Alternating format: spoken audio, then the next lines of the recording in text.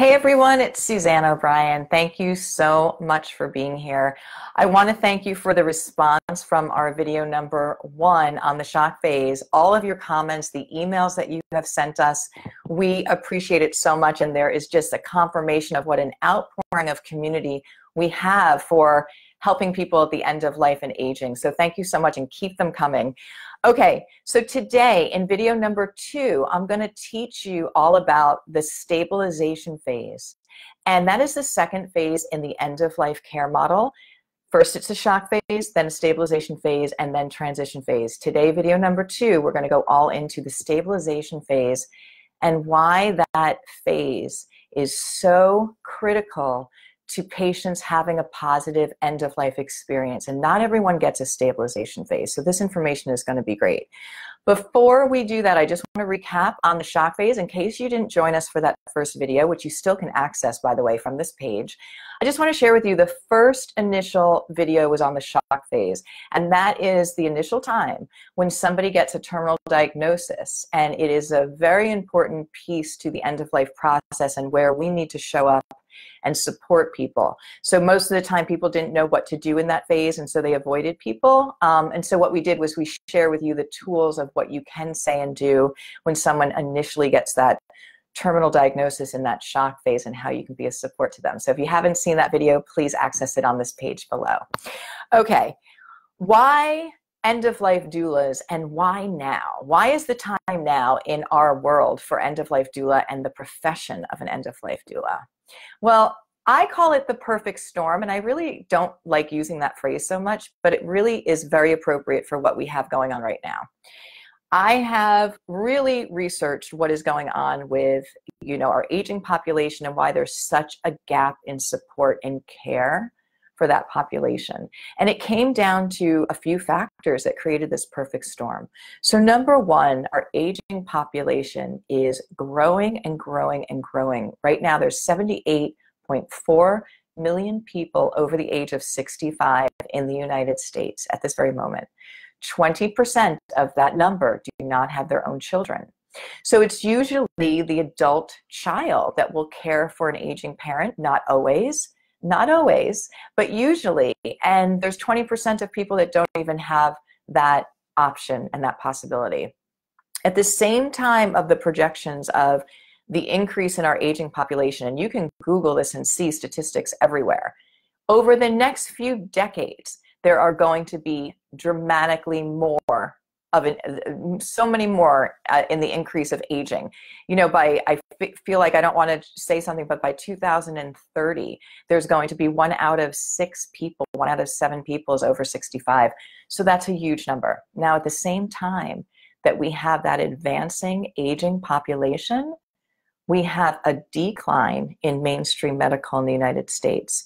So we right now are suffering from a nursing shortage, from a physician shortage. People are not going into the field. So you've got increasing in need of care over here, and you've got decreasing in mainstream medical health care. So what is the answer? The answer is a non-medical profession, end-of-life doula. And that's what we've done. So I've been doing this for 10 years, educating and out on a platform to really try and make end-of-life better for everyone, because we don't get another opportunity to do that correctly. So we only get one chance, and families will remember this forever. So we have to do better than we're doing right now. Now, the good news is that there are national initiatives, and people are embracing this all over the world, by the way. In the United States specifically, we have 2 national organizations that are backing the end-of-life doulas because it's the answer to the crisis. We have the NEDA Alliance, which is the National End-of-Life Doula Alliance, and we have the NHPCO End-of-Life Doula Council, which were both established this year in the last year.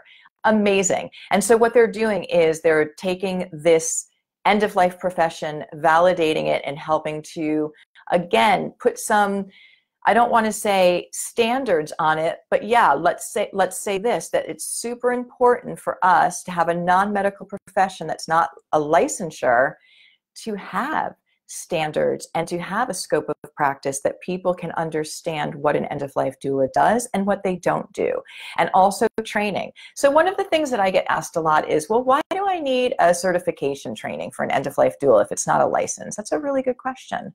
Well, let me answer it this way. If you were a family member that wanted to hire an end-of-life doula for your loved one who is dying and bring you into our home, also, it's a very new profession. Wouldn't you want to know that they've gone through some sort of training, that they've been tested, that somebody is putting their name on the fact that this person is who they say they are and went through a certain skill set that you can count on? Absolutely, especially in the United States. And I feel that this was the answer to what those two organizations are trying to do, is that people are saying, okay, we love the whole idea of the end-of-life doula filling in the whole gap of time that mainstream medical is not able to care for these patients. But what's your scope of practice? What's your skill set? What do you do? And how can we make sure that that's true? Well, that's why we have these organizations, and that's why, especially in the United States, it's important to have something that will validate the training. The other thing that's very important is for doula givers, which is my end-of-life doula training. That's 10 years of information that I have collected with working with thousands of patients and families. So to have that all in one place, because I would get a little piece of information here and more information here as I learned, but to have that in one program all at once, if I was going to be practicing as an end-of-life doula, I'd want to know everything that I could possibly know as soon, so I could be that much more educated in serving families. So there's a lot of great things happening. The movement is happening now, just like the birthing doulas 40 years ago were looked at as a non-medical profession and looked at like, how is this going to work? And now doctors say that they couldn't live without the birthing doula. The same thing is going to happen with end-of-life doulas, and it's super exciting. So let's talk today about the stabilization phase. Why do we need it, what it is, and what you can do for somebody in stabilization. The end-of-life experiences that I've had caring for people, when my patients can get to what we call a stabilization phase, when they can actually have that period of time, change is the difference between having the end of life, the very last section, go really well or go not really well, and I'll explain to you why.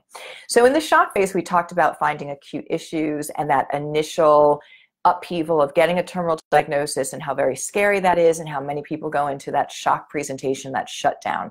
They also usually come on with a lot of pain issues, with what we call acute issues, pain, nausea, safety, emotional. And now things are stable. So the doula works really hard to help identify and prioritize what those needs are in that shock phase. And always, by the way, we're always going to be asking those 3 questions. But now let's say things are stable. And so the stabilization phase is hopefully a time when all of the symptoms that the patient has are stable. So the pain is under control at a 3-4 or lower if we can. And we've gotten some rest and things are, much more controlled and stable for that patient. So this is a time that I also call it where the work can get done. The stabilization is where the magic is going to happen at end of life. And you might say, Suzanne, what kind of magic are you talking about? What kind of work can an end of life patient do? Well, there's plenty. So this is our last opportunity. We have a limited time left in this world. And so there are so many things that most of us have that we're thinking about, unresolved issues, maybe conflict with loved ones or family. This is the place where we're going to be able to work through those issues, if at all. It's only in the stabilization phase. And if everything is chaotic and the patient is in high levels of pain throughout their journey, you're not going to get to a stabilization phase. And it's critical to, again, set things in motion right away to get things, the symptoms managed and at a place where we're calm, we're stable, there's a trusted, safe environment. And this is the perfect time where conversations can be had. There is not one person that I know in this world that does not have forgiveness to give or forgiveness to receive, and usually multiple. Forgiveness is critical to this. Forgiveness will shift the whole energy. So unresolved issues in the stabilization phase. How do we get to those unresolved issues? What is the technique to do that? Okay, so you have an end-of-life patient who might not be able to walk around or do a lot of activity, but they're able to have conversation. And again, their pain is under control, their nausea is under control, they're getting some rest, so they have this block of time every day that they can enjoy conversations with people. It's the perfect time to sit with the patient and talk and do what's called a life review. And so what this is how you would get to know anyone that you want to get to know better. And it's so funny because our lives are so very busy right now that these are conversations and things that we sometimes don't capitalize with our own family because we're all moving at such a very rapid pace. But when you only have conversation and that space, so much wealth is in that moment, in that beauty. So ask somebody where they grew up. How did their parents meet?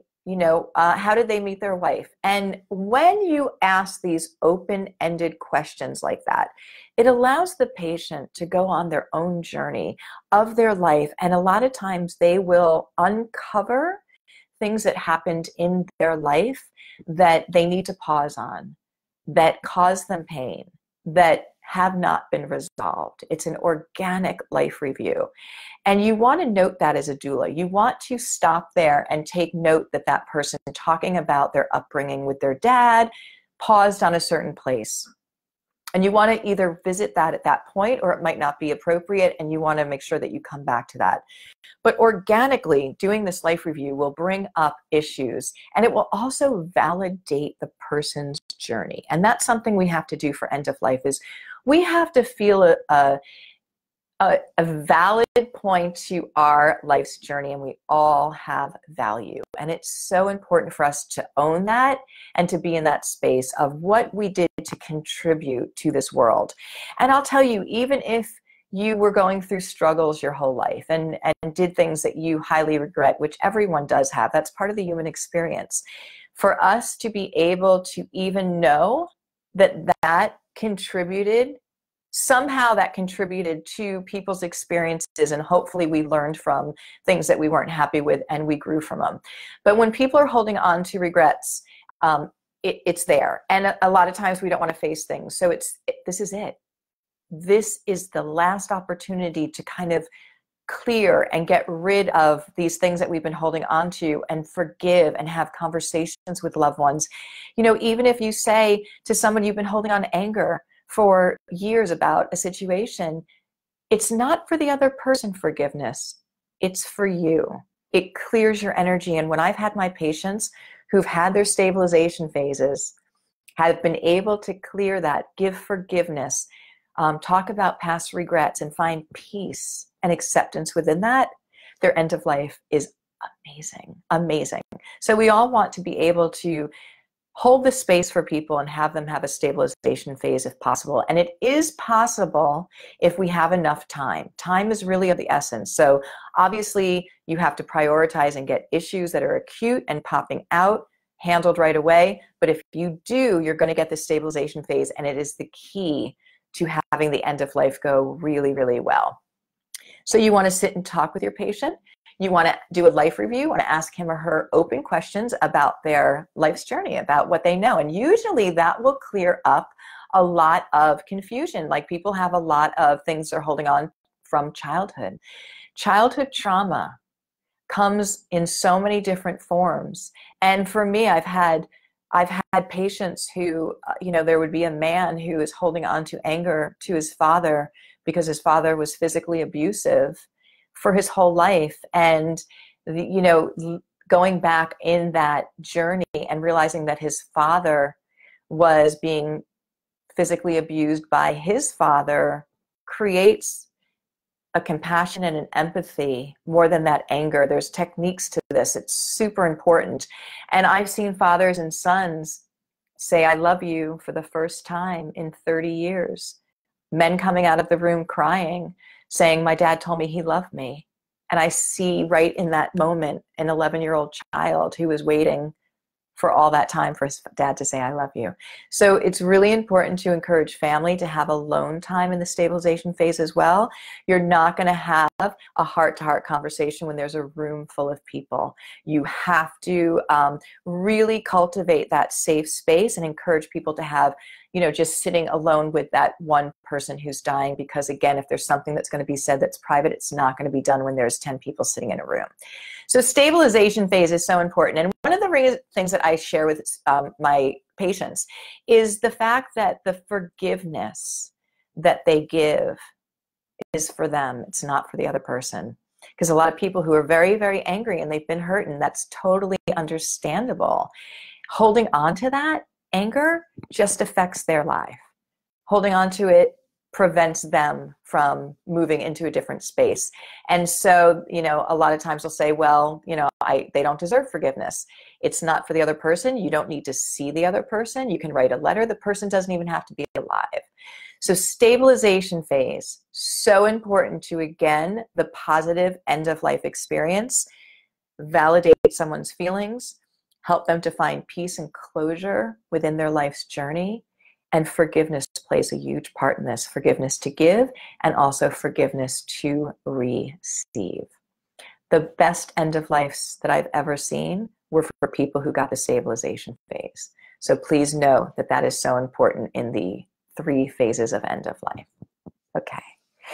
So thank you so much for watching video number 2, stabilization phase. In video number 3, we're going to talk about the 3rd and final phase of end of life, and I'm going to teach you about the transition phase. And it's just like it sounds. The transition phase is the phase right before somebody dies. It's the transition from this world to the next, or whatever you believe, but there are very set steps and stages to the actual transition period, which can last anywhere from hours to days, and then to the actual act of dying.